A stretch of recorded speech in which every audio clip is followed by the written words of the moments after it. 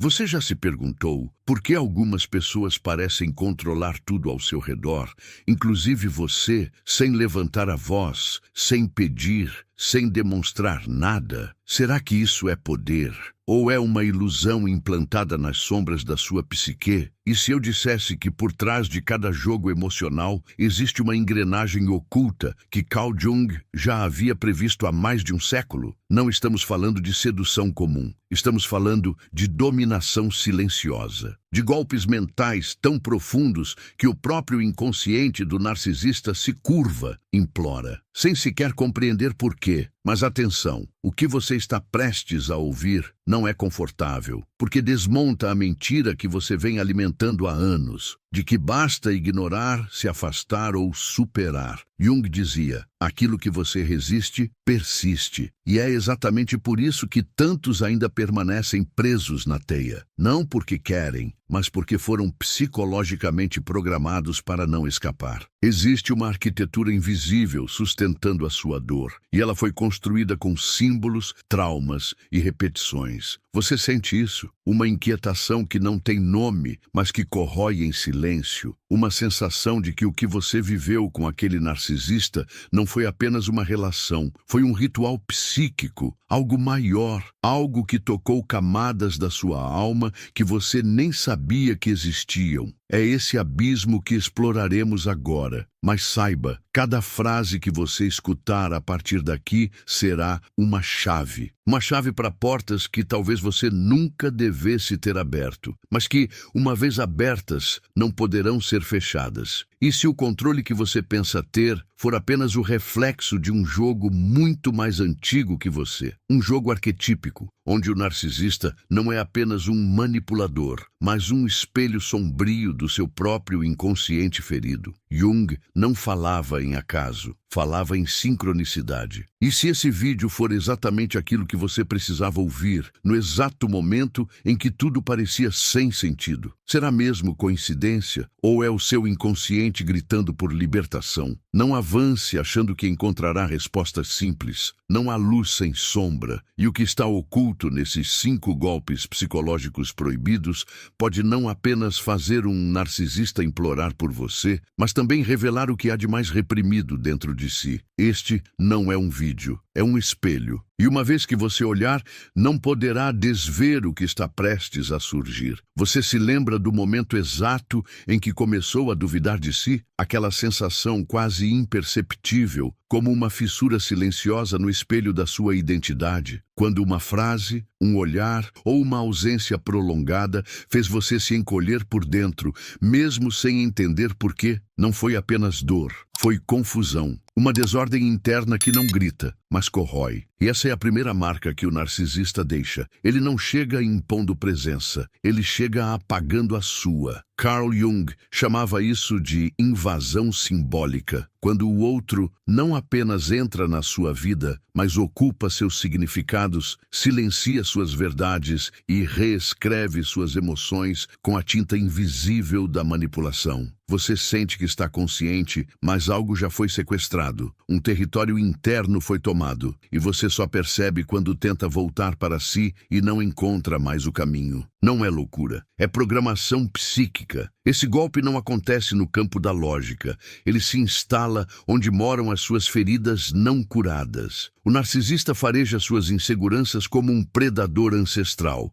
E quando encontra, não ataca, acaricia, beija o trauma, sussurra exatamente aquilo que você queria ouvir, até confiar, até se abrir, até deixar as defesas no chão. Só então ele entra. E o que vem depois não é abuso imediato, é encantamento. Uma hipnose emocional que veste a dor com o nome de amor. Mas no fundo, você sentiu aquela contração no peito, aquela intuição que você ignorou, aquela vozinha que dizia, isso não é real, mas que você abafou com medo de perder aquilo que nunca foi seu. É assim que o primeiro golpe acontece, não como um ataque, mas como um eclipse. ele não te machuca, ele te apaga. E quando você se olha no espelho e ainda sorri, é porque já começou a desaparecer. Jung dizia que toda ferida não olhada se transforma em destino, e é isso que o narcisista explora. A parte sua que ainda está procurando aprovação, reconhecimento, amor. Não o amor adulto, mas aquele que você não recebeu quando mais precisava. O amor que você mendiga inconscientemente,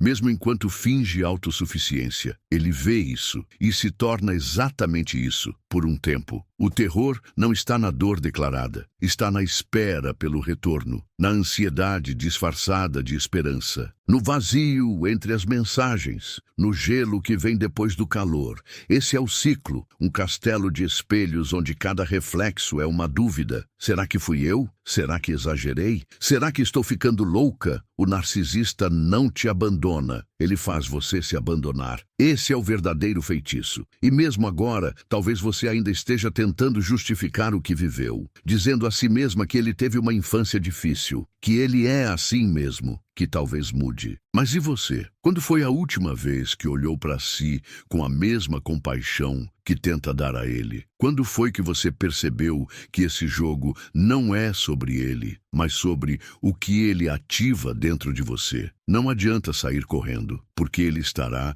em todos os lugares onde você ainda estiver ferida. Jung sabia disso. Ele dizia que nada muda enquanto você não se torna consciente. Enquanto você não ilumina a sombra, ela continuará dirigindo sua vida, e você continuará chamando isso de destino. E talvez seja por isso que você está aqui. Não para aprender truques, mas para lembrar quem você era, antes de esquecer. Esse é o primeiro golpe, a desconstrução invisível da sua identidade. E ele não começa com um narcisista, começa com um silêncio interno, um vazio antigo, um pedido de socorro que você enterrou, mas que agora está voltando à tona. Porque talvez, só talvez, você esteja pronta para recuperar o que foi tirado, pronta para desenterrar a sua voz. E esse vídeo pode ser o início do seu retorno. E então vem o segundo golpe. Ele não chega gritando, não vem com insultos diretos ou declarações de guerra. Ele se infiltra pela fresta mais sutil, a dúvida. Não a dúvida sobre o outro, mas sobre você mesma. Aquele sussurro que começa pequeno, quase imperceptível, como uma corrente de ar gelado numa sala silenciosa, mas com o tempo se transforma em tempestade interna. Carl Jung chamava esse fenômeno de projeção invertida, quando a dor do outro se veste com a sua pele. Quando o peso do que não é seu começa a parecer responsabilidade sua. Esse é o segundo golpe psicológico proibido, e talvez o mais devastador, porque ele é silencioso, refinado, quase espiritual. O narcisista não acusa, ele sugere, ele insinua, ele escorrega pequenas frases nas entrelinhas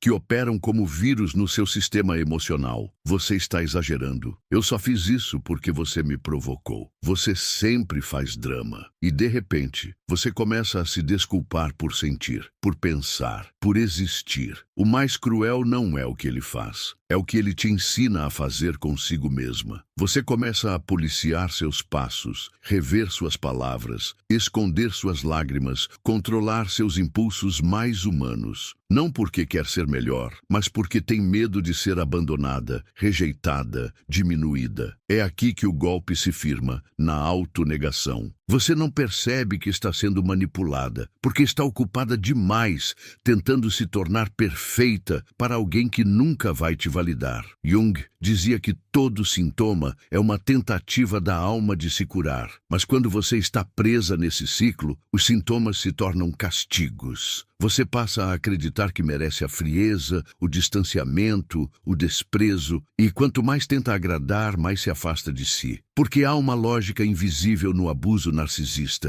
Quanto mais você tenta ser suficiente, mais insuficiente você se sente. E isso não é acidente, é método, é o ritual silencioso da inversão de culpa. Mas por que você continua? Por que, mesmo sabendo que está se machucando, ainda se agarra à esperança de ser vista? Porque existe dentro de você uma criança ferida, faminta por afeto, disposta a se anular por um carinho. Essa criança é o alvo do segundo golpe. Não é a adulta forte e consciente que assiste a este vídeo agora. É a parte sua que ficou congelada no tempo, esperando o amor que nunca chegou. E o narcisista sente isso como um radar emocional. Ele se conecta direto nessa ferida e transforma o seu desejo mais puro em ferramenta de controle. Você já se pegou tentando provar que é boa o suficiente, que é leal, que merece respeito? Isso não é amor. Isso é sobrevivência emocional. É o trauma fantasiado de vínculo. É a síndrome da reparação psíquica,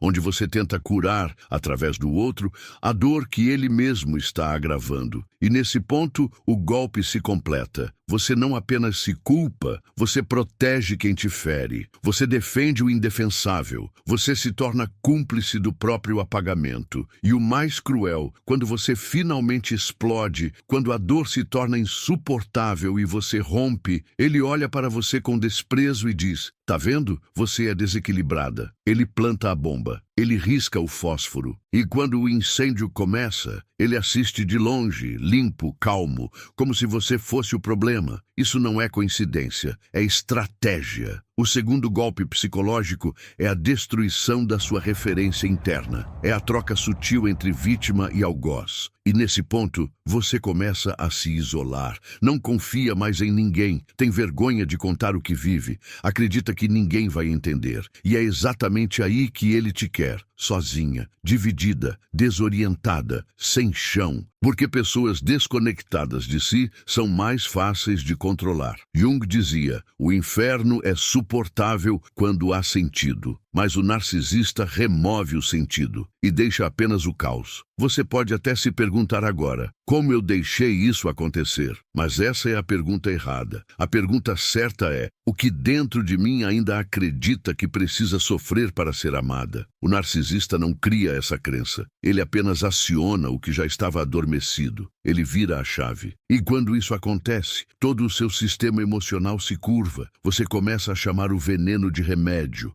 e cada nova dose de dor vira esperança. Mas existe uma parte sua que ainda sabe, uma parte que observa, que sente que algo está errado, mesmo que você não consiga nomear. Essa parte está acordando agora, e talvez seja por isso que você não desligou esse vídeo.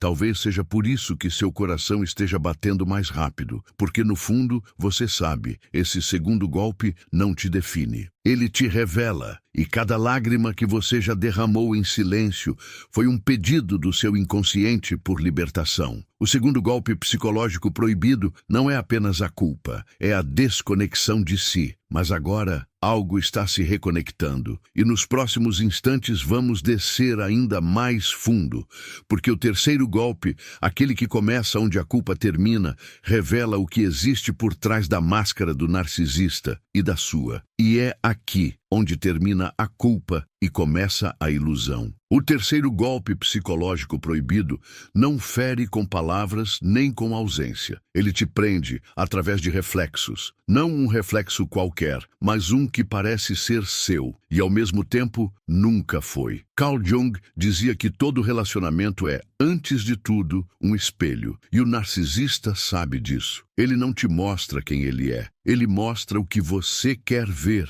e o que você teme encontrar. Ele se transforma na sua projeção mais íntima e é por isso que você se apaixona. Não por ele, mas pelo que ele te devolve. E essa é a armadilha. Você não ama o narcisista. Você ama a imagem distorcida de si que ele sustenta. O terceiro golpe não acontece no início. Ele só surge depois que a conexão já foi feita, depois que a admiração já virou vício, depois que você já está comprometida emocionalmente com alguém que, na verdade, nunca existiu, porque tudo o que ele te mostrou era uma construção. Um arquétipo moldado com base nas suas carências, nos seus desejos mais secretos, nas suas feridas mais antigas. Ele escuta suas histórias, observa suas expressões decifra seus silêncios e então se transforma. Ele se torna exatamente o que você sempre procurou, mas essa versão é uma ilusão construída para te manter. E quando ele sente que já te capturou,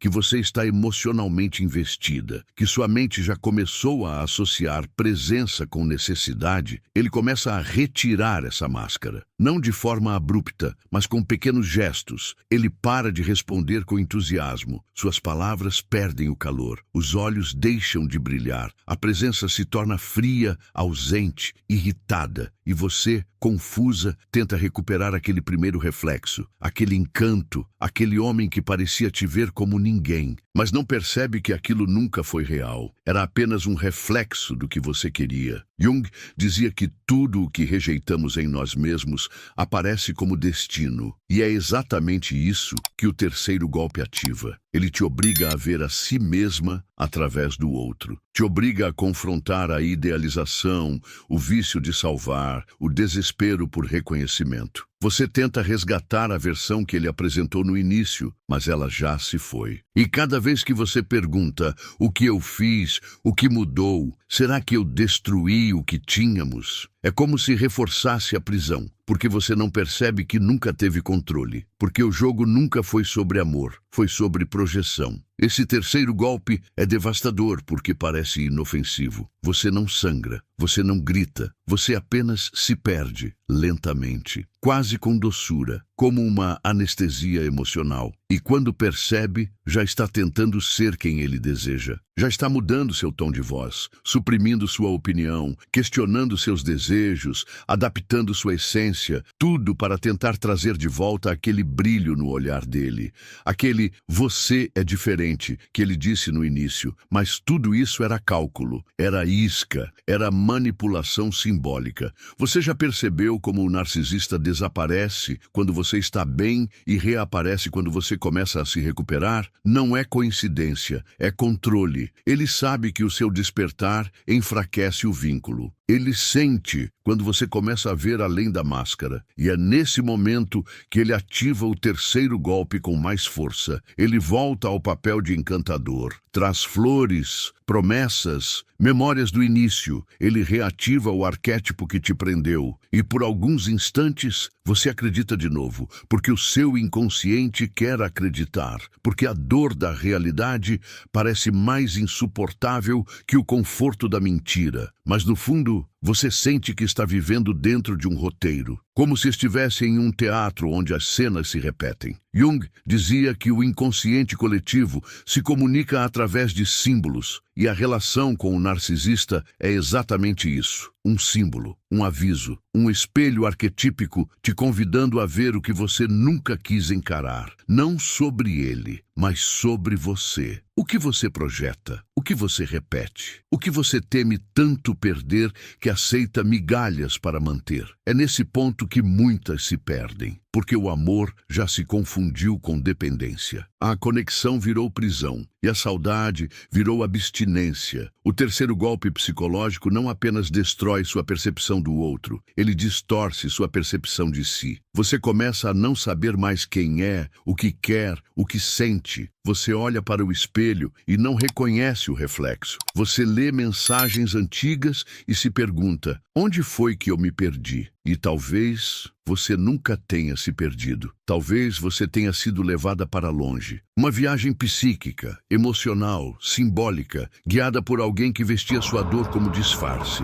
Jung dizia, conheça todas as teorias, domine todas as técnicas, mas ao tocar uma alma humana, seja apenas uma alma humana. Mas o narcisista não toca como alma, ele toca como predador. E sua arma mais poderosa é o reflexo daquilo que você sempre quis encontrar. O terceiro golpe psicológico proibido é esse, a manipulação da imagem. Não apenas a imagem dele, mas da sua. Ele a captura, a distorce e depois a devolve com exigências. E você, sem perceber, tenta se encaixar no molde que ele criou. Mas esse molde é uma armadilha. E agora, talvez você esteja pronta para quebrá-lo. porque o próximo golpe é o que transforma o jogo inteiro. O quarto golpe não age no campo emocional. Ele ataca o tempo da sua vida, os anos que você entrega sem perceber, os ciclos que se repetem, a sensação de que tudo vai mudar, mas nunca muda. E é quando você começa a questionar o que viveu, o que ainda sente, o que restou, que o quarto golpe se manifesta, silencioso, lento, fatal. O narcisista já não precisa te manipular diretamente. Ele te deixou presa em um ciclo tão bem arquitetado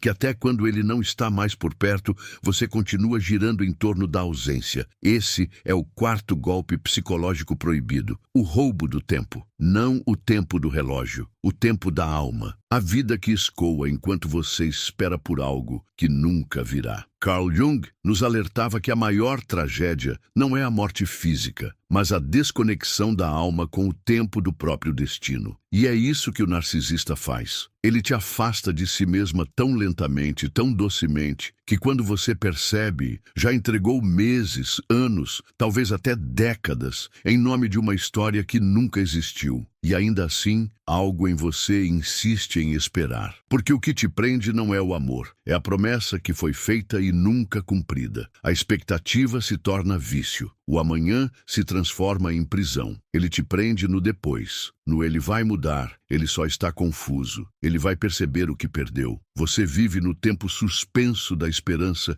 como se a qualquer momento a história pudesse recomeçar do jeito certo. Mas esse futuro nunca chega. E quanto mais você espera, mais você se esvazia. Porque o que o narcisista faz não é apenas desaparecer. Ele sequestra sua linha do tempo. Ele apaga a sua presença e te deixa ligada a ele por um fio invisível de expectativa. Jung dizia: nada tem uma influência psicológica mais forte sobre o meio ambiente, e especialmente sobre os filhos, do que a vida não vivida dos pais. E talvez o que mais te assuste seja isso: perceber que está prestes a repetir o ciclo, a deixar uma herança de dor, a ensinar sem querer que amar é esperar por alguém que fere, que o tempo deve ser gasto tentando ser suficiente, que a vida deve ser adiada por um final feliz que só existe na ilusão. Mas e se você já soubesse que esse final não existe? E se o quarto golpe não for sobre ele, mas sobre o quanto você ainda se recusa a aceitar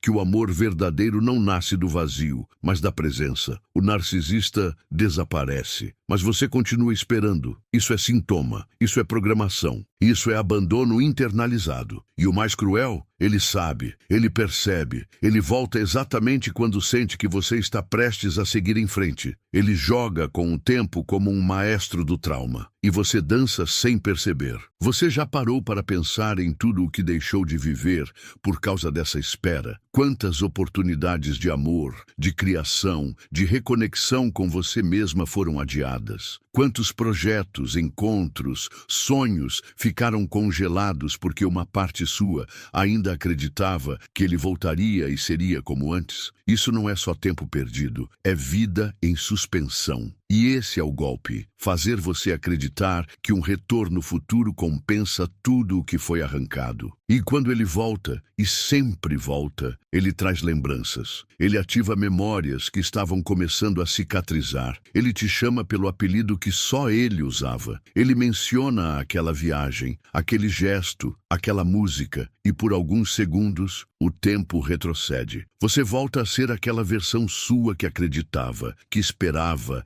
que aceitava, e nessa volta simbólica, ele reinicia o ciclo, e você perde ainda mais tempo. Mas o tempo, minha querida, não volta, ele sangra. Ele escorre pelas frestas da sua consciência, ele marca o corpo, ele cansa a alma. E quando você olha para trás e percebe que passou tanto tempo tentando ser escolhida por alguém que nunca esteve disposto a enxergar você, é como se um vazio gelado te tocasse por dentro. Um arrependimento sem nome, uma dor que não grita, mas assombra. Carl Jung nos ensinou que o sofrimento inevitável da vida se transforma em neurose quando não é enfrentado conscientemente. E talvez seja agora o momento em que algo dentro de você começa a se levantar. Porque reconhecer o tempo roubado não é se afundar no arrependimento, é se reerguer na lucidez. É entender que o tempo que ainda resta pode ser sagrado. Mas para isso é preciso quebrar o ciclo, matar a esperança doentia, encerrar o amanhã imaginado e nascer enfim no presente. Esse é o quarto golpe psicológico proibido, a prisão temporal, o sequestro da sua linha de vida. E ninguém poderá te devolver o tempo perdido, mas você pode impedir que o próximo minuto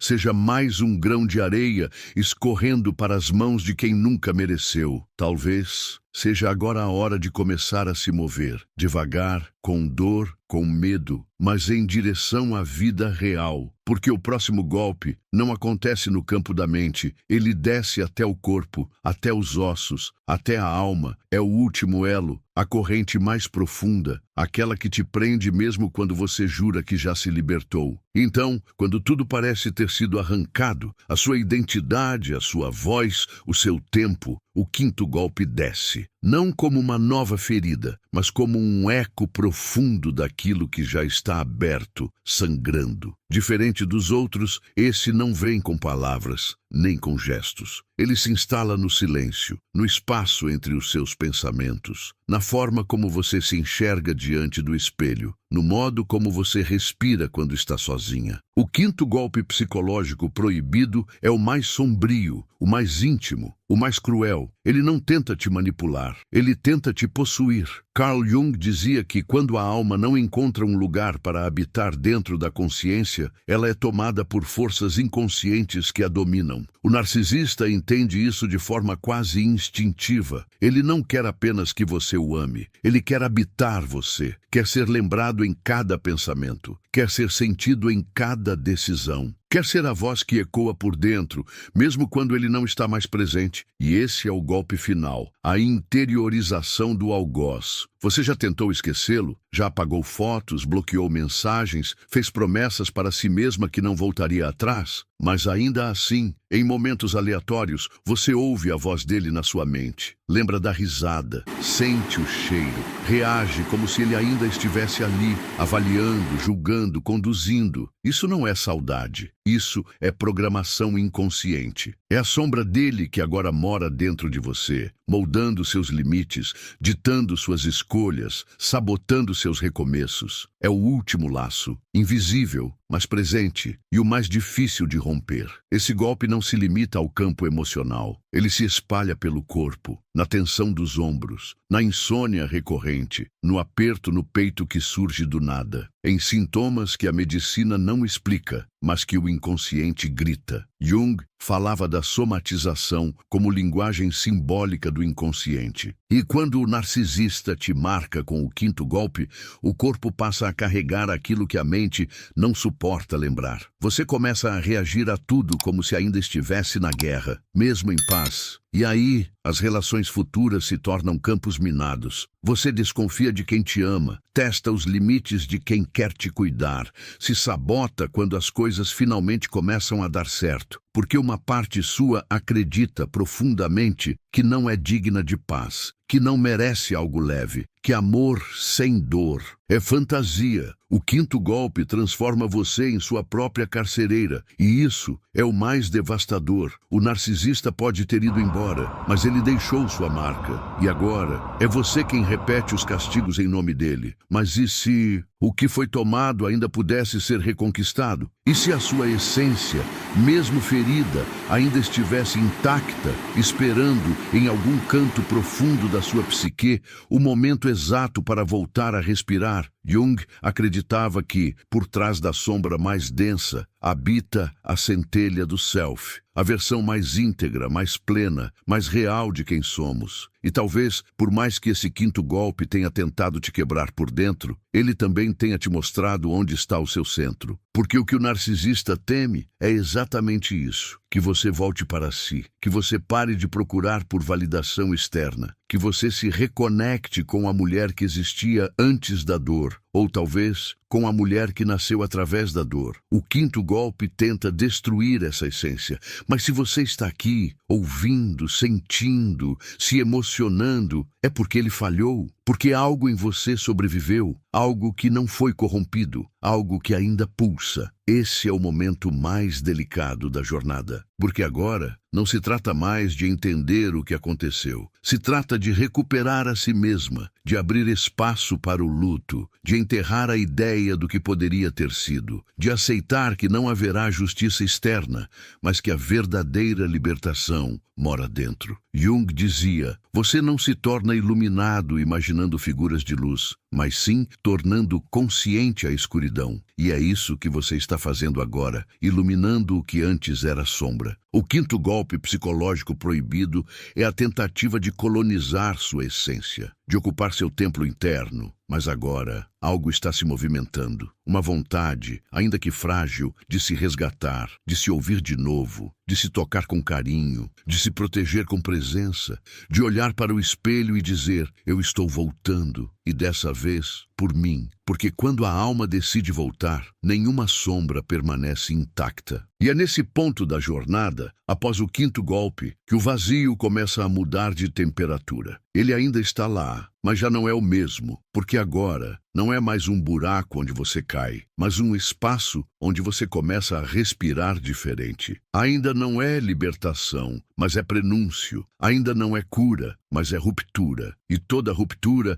é, no fundo, um grito da alma tentando renascer. Você sente, mesmo que ainda duvide, mesmo que o eco das palavras dele ainda ronde sua mente como um feitiço antigo, mesmo que o corpo ainda se contraia ao lembrar, mesmo que a voz dele ainda surja nas suas decisões, nas suas culpas, nos seus "e se". Mas algo mudou, e o que mudou foi o seu centro de gravidade. Antes, tudo girava em torno dele. Agora, pela primeira vez, algo começa a gravitar em torno de você. Ainda instável, ainda tímido, mas presente. Carl Jung dizia que só podemos mudar aquilo que encaramos, e aquilo que não enfrentamos se torna o nosso destino. E agora, algo começa a se reverter. Não porque a dor passou, mas porque você parou de fugir dela, porque está olhando direto para a sombra. E isso por si só já é um ato de poder, porque ninguém enfrenta a escuridão e sai dela da mesma forma. A consciência fere, mas também liberta. Não se engane, há um luto pela frente, não da perda dele, mas da perda de você mesma dentro dessa história. Há uma despedida simbólica a ser feita, não da pessoa, mas da ilusão, da versão sua que acreditou, que esperou, que implorou. Você vai precisar enterrá-la com respeito. Com lágrimas, sim, com saudade, talvez, mas com firmeza, porque cada vez que você revisita a cena, esperando um final diferente, você abandona a mulher que está tentando renascer. E ela está aí, em silêncio, mas firme, assistindo tudo, esperando que você olhe para ela, não com culpa, mas com compaixão. Porque mesmo nos piores dias, mesmo nos momentos em que tudo parecia perdido, foi essa parte sua que manteve o coração batendo. Foi ela que segurou o mundo enquanto tudo desmoronava por dentro. Foi ela que agora começa a respirar por você. A posse da sua essência, o último golpe do narcisista, pode ter deixado marcas, mas não levou tudo, porque a essência não se apaga. Ela adormece, ela se esconde, ela se protege, mas ela nunca morre. E o simples fato de você ainda sentir, ainda desejar clareza, ainda buscar respostas, é sinal de que ela está voltando, como uma brasa que nunca se apagou, como um sussurro que atravessa a noite. E você não precisa fazer nada grandioso agora, não precisa se reconstruir de uma vez, não precisa provar força, precisa apenas reconhecer a si mesma, nos pedaços, nas pausas, no silêncio depois do choro, no passo pequeno que você dá hoje, mesmo com medo, porque é assim que a alma volta, devagar, mas inteira. Há feridas que não gritam, apenas sussurram dentro da alma, repetindo os mesmos gestos, os mesmos rostos, as mesmas histórias, até que a dor se confunda com identidade. E talvez ao longo desta jornada, você tenha percebido que o verdadeiro cárcere nunca foi o outro, mas as paredes construídas dentro de você para suportá-lo. Carl Jung nos ensinou que nada muda até que se torne consciente. E agora, algo dentro de você despertou, talvez ainda frágil, mas já irreversível. As palavras que atravessaram este caminho não foram apenas sons ou frases. Foram espelhos, portais, gatilhos que tocaram lugares que você talvez nem soubesse que ainda estavam abertos. Porque o narcisista não apenas fere, ele acende memórias antigas, ele ativa fantasmas que estavam adormecidos. E o que você enfrentou não foi só um relacionamento tóxico, foi a repetição simbólica de tudo o que um dia te disseram que você precisava ser para merecer amor. Mas agora, entre os escombros do que foi desmontado, existe espaço. Espaço para um novo tempo, para um novo olhar, para uma nova respiração. Talvez não haja respostas definitivas, nem curas instantâneas. Mas existe algo muito mais raro: clareza. A percepção de que você não precisa mais girar em torno do outro. Você pode, enfim, voltar a ser o próprio centro. E o que fazer com tudo isso que agora pulsa dentro de você? Nada. Apenas sinta, apenas guarde. Porque haverá dias em que tudo parecerá voltar, em que a lembrança pesará, em que a saudade do que nunca foi te confundirá. Mas nesses dias, lembre-se, você já sabe o caminho de volta para si. Você já ouviu a sua voz. E nenhuma manipulação é mais forte do que uma mulher que voltou a se escutar. Você não está sozinha, porque esse conteúdo, essa experiência, não foi sobre aprender algo novo, foi sobre lembrar, foi sobre tocar uma verdade que já morava em você. Jung diria que o encontro com o self é o confronto com o próprio Deus interior. Isso é exatamente isso que você fez aqui. Você se encontrou nas entrelinhas, nas pausas, nas feridas nomeadas. E agora está diferente. Talvez ainda em silêncio, mas diferente. As sombras que te prenderam não vão embora de uma vez. Mas a cada escolha consciente, a cada não dito com firmeza, a cada passo em direção ao espelho, elas perdem força e você ganha forma. Uma forma mais sua, mais inteira, mais real. E esse é o verdadeiro milagre. Não a ausência de dor, mas a capacidade de ser verdade em meio a ela. Talvez ao olhar para trás daqui a alguns dias, semanas, anos, você perceba que esse vídeo não foi apenas mais um conteúdo. Foi uma travessia, um marco, um lugar simbólico onde algo antigo morreu e algo sagrado nasceu. E mesmo que tudo à sua volta pareça igual, você saberá. Você não é mais a mesma. Agora, se isso tocou você, se algo dentro ressoou, se alguma parte silenciosa despertou, compartilhe. Não por vaidade, mas porque alguém, em algum lugar, está implorando em silêncio por esse mesmo espelho. Curta, comente, inscreva-se, não porque precisa, mas porque às vezes um gesto simples é o sopro que acende outra alma. Porque no fim, o verdadeiro poder é lembrar quem você era antes de esquecer.